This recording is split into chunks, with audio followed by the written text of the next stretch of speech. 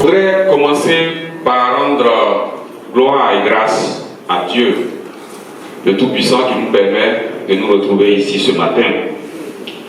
Et je voudrais aussi que vous me permettiez de saluer la présence et la disponibilité à nos côtés de Monsieur le Préfet, qui a bien voulu s'associer à cette cérémonie de ce matin avec l'installation de la section régionale de l'Union nationale des sociétés coopératives agricoles leaders de la région du Gord, la deuxième installation de son genre, comme ça a été rappelé tout à l'heure, après l'installation de la délégation régionale du Torbi. L'UNESCALCI est née en juin 2024, il n'y a même pas encore un an. Donc c'est une jeune union qui regroupe une centaine de coopératives. Moi, j'ai rejoint l'Union il y a moins de 2 mois en qualité de directeur régional et général. Et nous comptons faire en sorte que nous puissions couvrir les 13 délégations régionales productrices de café et cacao avec l'installation des sections de l'Union dans un court moment, en tout cas d'ici la fin de cette année 2025.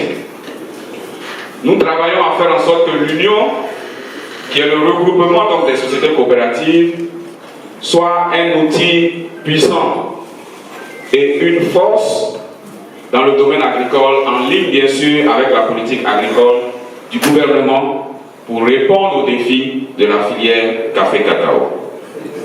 Nous avons des ambitions qui sont très grandes, qui sont très structurées et qui tournent autour d'un certain nombre de piliers.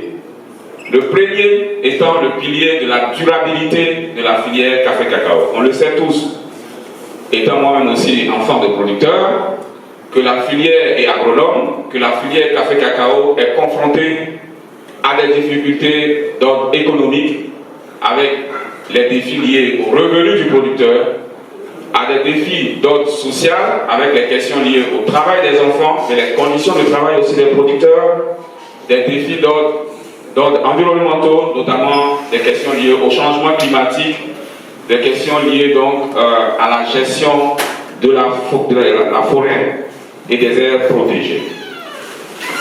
Alors, pour l'Union, ce premier pilier-là est un pilier essentiel dans ses axes d'action. Le deuxième pilier concerne la commercialisation structurée des produits des coopératives membres. On se met ensemble pour être plus fort. Des producteurs individuels décident de se mettre ensemble, créer une coopérative.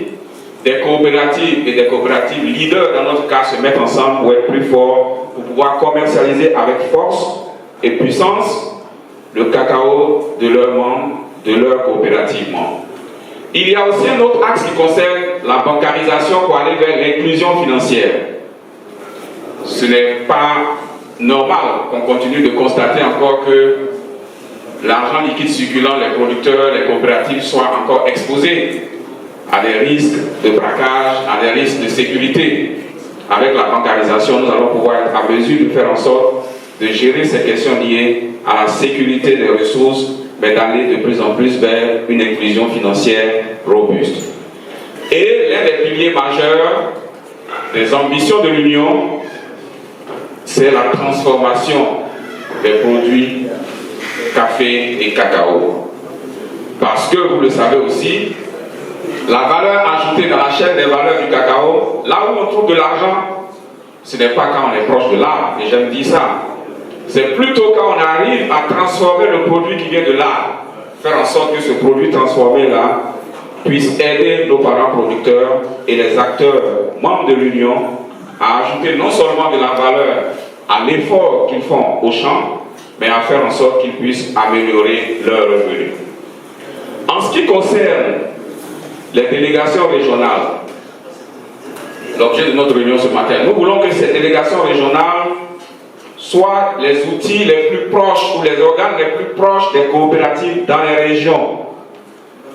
Et c'est tout le sens de la cérémonie d'aujourd'hui. Nous sommes fiers qu'à Gagnoa, le choix se soit proposé et porté sur quelqu'un que je voudrais qu'on acclame avant son investiture, sur M. Kaboré Clément, qui est ici notre délégué régional. Pour investir, nous sommes donc réunis, la section régionale de notre union, créée le 5 juin 2024 à Yamoussoukro. Terre natale du président Félix Houphouët-Boigny, qui fut lui-même planteur. Je ne vais pas revenir sur les objectifs et missions de l'UNSCALCI que le directeur général vient d'expliquer. L'Union s'inscrit résolument dans la droite ligne de la politique du gouvernement. Si nous saluons l'amélioration substantielle du prix Porsche du kilogramme du cacao qui est aujourd'hui à 2000 francs CFA, à 2200 francs CFA, nous, je voulais prendre les 200 francs là.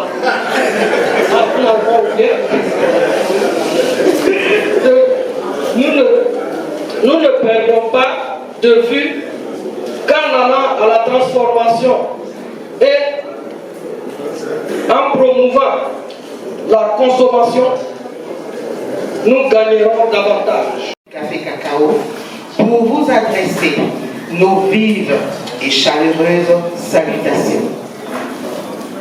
Mesdames et messieurs, le Conseil du Café Cacao est bien conscient que sa mission de promouvoir une cacaoculture durable et d'assurer une meilleure condition de vie aux producteurs ne peut être réalisée qu'avec le soutien des acteurs clés de cette filière. Et la cérémonie de ce jour, qui consiste à installer la section de l'UNSCALCI du GOR, est une preuve que nous pouvons travailler ensemble pour le bien-être de nos vaillants producteurs de café et de cacao.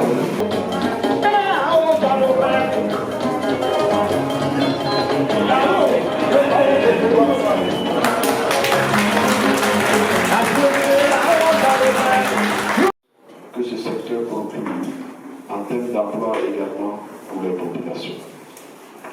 Au nombre des recettes d'exportation figure en bonne position le café et le cacao en général, et plus particulièrement le cacao, et les statistiques indiquent que la culture du cacao représente entre 15 et 20% du produit intérieur en Côte d'Ivoire. D'où la présence à cette cérémonie pour indiquer que le gouvernement y accorde l'intérêt. Dans ma qualité de représentant de la République, je ne pouvais ne pas être là, aux côtés de ceux qui créent la richesse, aux côtés de ceux qui font la promotion de notre pays à l'international comme au niveau national. Je voudrais vous dire merci. Je voudrais saisir aussi l'occasion pour féliciter les dirigeants de l'UNSCALCI à travers l'installation de cette section du corps.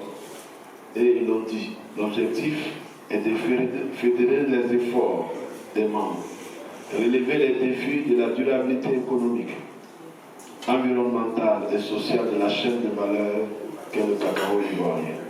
Tout cela vise à faire la promotion de cette culture de l'autre.